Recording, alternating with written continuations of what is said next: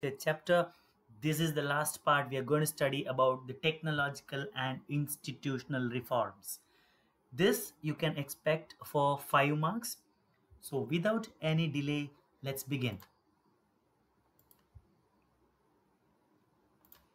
First, we are going to study about the causes for introduction of new reforms in agriculture, or else we can say about the problems of the farmer.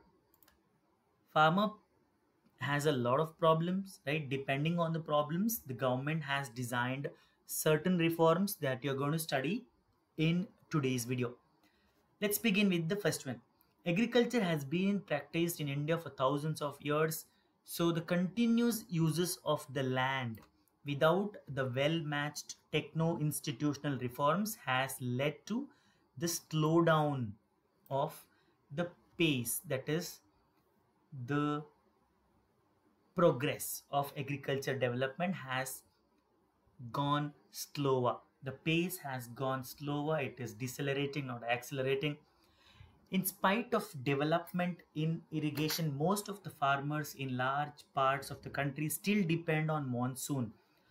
There are states where irrigation facility is probably at a good rate, like Punjab and Haryana, but places like Maharashtra, that the Vidarbha region, or places like the northern Karnataka, Tamil Nadu have problems of irrigation. They depend upon monsoon, and the natural fertility of the soil is also degrading. There are a lot of reasons. You have studied about those reasons why the land gets degraded in the chapter resources and development. The third one is about the population growth. The population growth is at a faster rate than the production of agricultural goods. So there has been less rate of growth in agriculture production, but the population growth is rapid. There has been a lot of injustice done with farmers with current prices for their production, or else we can say that they are not getting good prices or the market prices for their crops. So in turn, creating them or pushing them to the debt trap. Famines, droughts, and other disasters ruined the entire crop produced, putting farmers in dilemma. Not only famines, droughts, floods. Now you take, for example, now the corona outbreak. These kind of disasters have ruined the entire crop, making the farmers or pushing them to dilemma and making them suffer. So what can be done? The government naturally has designed a lot of reforms. We can divide the reforms as technological and institutional reforms. In the exam, both of them are going to be asked. You have to write them together for 5 marks. Now we'll begin one by one. First one is collective farming was introduced. In the yesterday's video, I have told you about the land holding fragmentation due to the right of inheritance. The right to inheritance has made the land holding go smaller. So if you pull them together for collective farming, it can reap good harvest.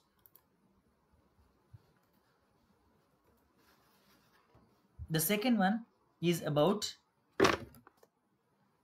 the land holdings. Yeah, that's the collective farming. Cooperative movement was started in Indian agriculture to actually have a very good example. If I want to give you, would be about the Amul, the production of the milk in Anand Milk Union Limited. So that's the best example for cooperative movement. You have studied about that in the food security chapter last year. Zamindari system was abolished as the new law has come, which states that the land to the tiller. Land reforms were introduced in the first 5-year plan. Obviously, the first 5-year plan were designed to focus on agriculture and the reduction of poverty, agriculture more. The green revolution and related technologies were introduced, such as use of hybrid seeds, high yielding variety seeds, fertilizers, modern machineries and inputs. Obviously, I've studied about them in the chapter The Village of Palampur. in last year. Remember?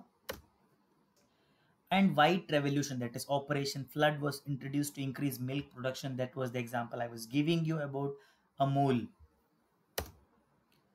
What about other comprehensive land development? There are some other reforms as well. I'll go into the detail of those. Provision for crop insurance against drought. Let us say your crop is facing problems, or you did not have a good harvest because of the drought, flood, cyclone, fire, disease, corona. Then your crop will be having a crop insurance, just like you have an LIC insurance or some private insurance as well. So what is that called? That is called Pradhan Mantri Fasal Bima Yojana, crop insurance. The whole amount will not be given to you, but at least there is a ratio of money that is given to you, so your crops is insured. Remember, establishment of Grameen banks. I am showing you pictures here. The Grameen bank, which takes care of the farmers, the cooperative societies and banks for providing loan facilities to the farmers at lower rate of interest. Normally they're called as land banks. The NABARD bank is the apex bank, which provides loans to the cooperative societies. In turn, they provide to the farmer at a very less interest rate. Kisan credit card was introduced for easy availability of inputs. You can see a Kisan credit card here, right? Personal accident insurance scheme, that is PAIS, is also introduced for the benefit of the farmers. You can see here in this one here. Special weather bulletins and agricultural programs for farmers were introduced on the radio and the television. Yesterday I was discussing about this. There is a dedicated channel called Doordarshan Kisan, that is DD Kisan, and Akashwani airs a lot of weather bulletins, agriculture programs in the radio, All India Radio, and the DD also airs weather bulletins, special agriculture programs, where the experts from agriculture universities come and discuss about the problems faced by the farmers, about the crop or the pH level or maybe the weather conditions. So it is quite useful to the farmers. And there is a farmers hotline as well. If you have any problem, you just have to call that number. Now I won't tell you which number that is, because it is to you to tell me. Please comment about the Kisan hotline number or Kisan customer care number. The government also announces minimum support price. You know it already. Now you are seeing this video. Yesterday you might have studied, or yesterday you might have heard about the package declared by the central government, where they have bailed out the farmers. In Karnataka, state government is bailing out the farmers by announcing the minimum support price, the bailout packages to the farmers, remunerative and procurement prices for the important crops, and to check the exploitation of the farmers by speculators and middlemen, the government appoints authorities. So it is done in the supervision of the government to prevent the exploitation of farmers. Now there is a, in the box there is a movement called the Bhudan movement. Vinoba Bhave, the father of Bhudan movement. What is the Bhudan movement? I'll just go quickly about this. I would say for 3 marks.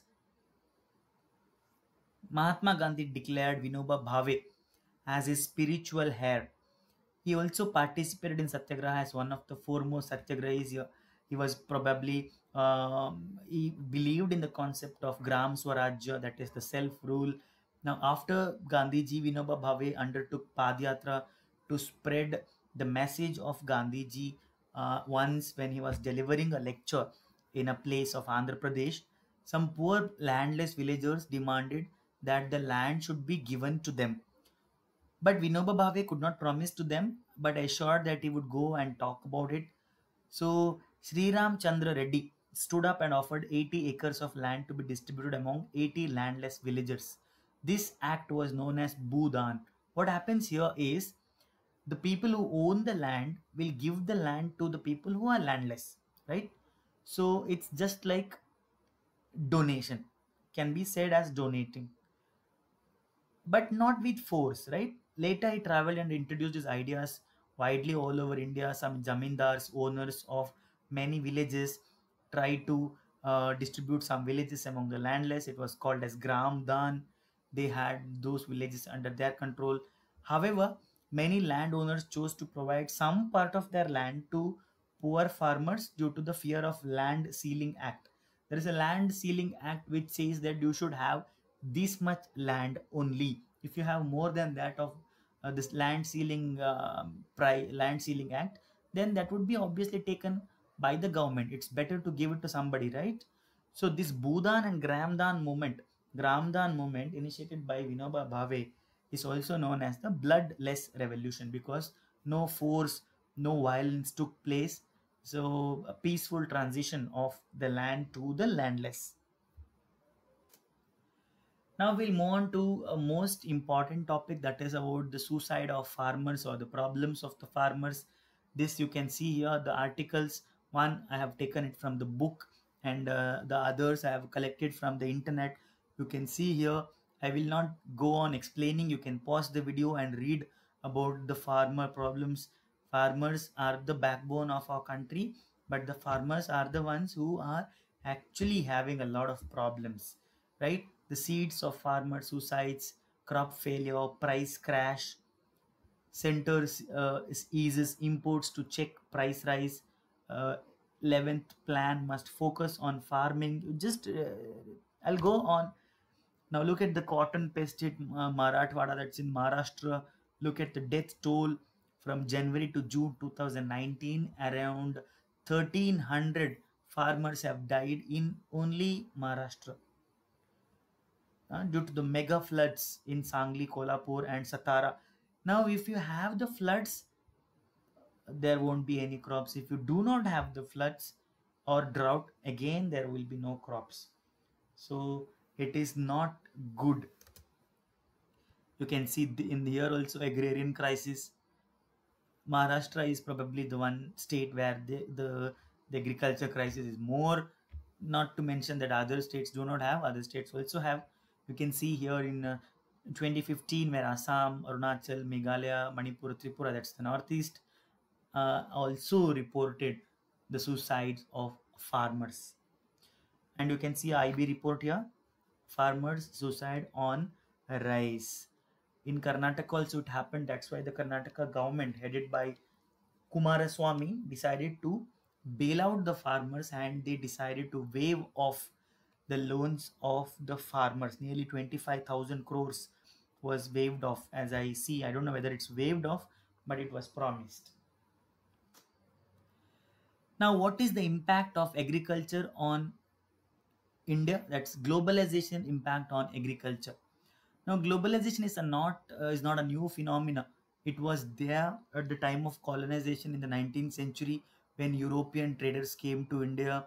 They were taking the Indian spices to be exported to different parts of the world. Thus, not only the spices went, but also our culture went from our country to their country or parts of other. So, thus began the globalization.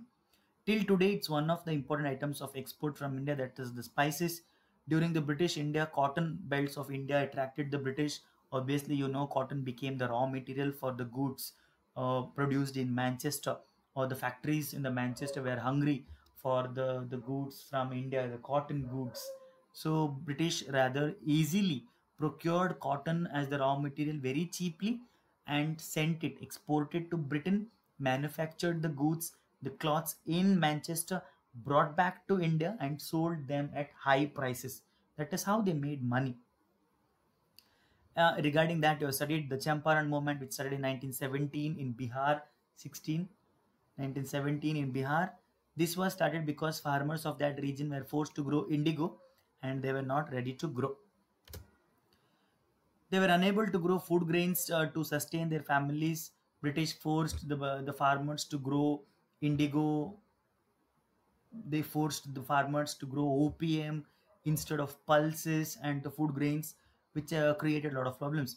Under globalization, particularly after 1990, the farmers in India have been exposed to new challenges. Despite being an important producer of rice, cotton, rubber, tea, coffee, jute, and spices, our agriculture products cannot compete with the standard of international, right? Why? Because the developed countries highly subsidize agriculture. For an example, I'll tell you in US, it is not an agrarian based economy, it is an industrial based economy. But if you're practicing agriculture in US, you will be given subsidies. That's why the farmer, a average farmer in United States can own a harvester, can own a tiller or a tractor. So he would do a mechanized farming. He would save time. For him, farming would be very much easy. Whereas in India, nothing is subsidized. If other things might be subsidized, but not agriculture. So still they're practicing the traditional form of agriculture where the productivity is low compared to the Western countries. Today, Indian agriculture finds itself at the crossroads. To make it successful and profitable, proper thrust should be given. So the Green Revolution in 1960s promised some kind of growth. Now we are hearing about the today's keyword, that is gene revolution. Now it's not the today's keyword, boys and girls, because the book was written much earlier.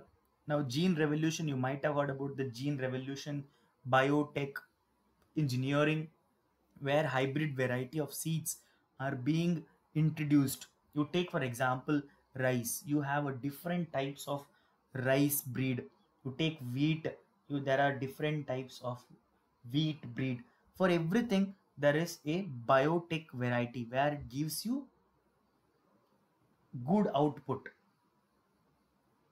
right? There are some names of those you might have heard about, the names of the rice or probably the wheat, right? Depending on which type of hybrid variety seeds you use, the productivity depends on it. It is possible with the biotech engineering. BT brinjal, I remember BT brinjal, biotech brinjal is one of, it was in news a lot of years before in Karnataka. Read about it, BT brinjal. In fact, there is another way. Organic farming is also in lot of focus. It is practiced without factory-made chemicals such as fertilizers and pesticides. The organic community is also there. They don't use organic products are available in the market. However, they are much costlier compared to the other products, but health, they are good. Hence they do not, because the chemicals are not used, they do not affect the environment in a negative manner. There are few economists think that Indian farmers have a bleak future if they continue growing food grains on the holdings. But to be really honest, you know that there are no buyers for organic farming, but keep in view your health, organic farming is the way to go. That's what everybody believes. There are people who are using it also. Indian farmers, what can you do other than that? Indian farmers should diversify their cropping pattern from cereals to high value crops. They should grow more high value crops. This will increase the income and reduce the environmental degradation. Because fruits, medicinal herbs, flowers, vegetables, biodiesel crops like jatropha and jojoba. Now, biodiesel crops, you might have known that the alternative for diesel and petrol, jatropha and jojoba can be used. I don't know the viability of those, but people use castor oil also. I heard which was used.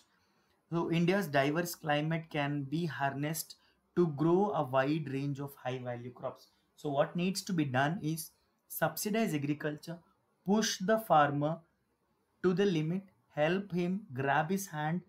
If you are behind him, if you are helping him all the time, he will definitely produce. And our country need not worry about the sustainability, right? Now that brings to the end of the chapter, where the last part that is left out is the map. Now these are the maps that are there, which are prescribed by the CBSE. So you're going to locate the major areas of rice and wheat. I suggest you go for Assam for rice. Punjab, Haryana for wheat on a single map. Then you come back for another map where you are going to locate the major producer of sugarcane, UP, tea, Assam, coffee, Karnataka, rubber, Kerala, cotton, Maharashtra, Gujarat, and Madhya Pradesh ka belt, and jute, West Bengal. Remember these, locate and tag it, attach it in the Google Classroom. I will see them. So that brings officially to the end of the chapter. I hope the chapter was easy. I finished it in 3 days.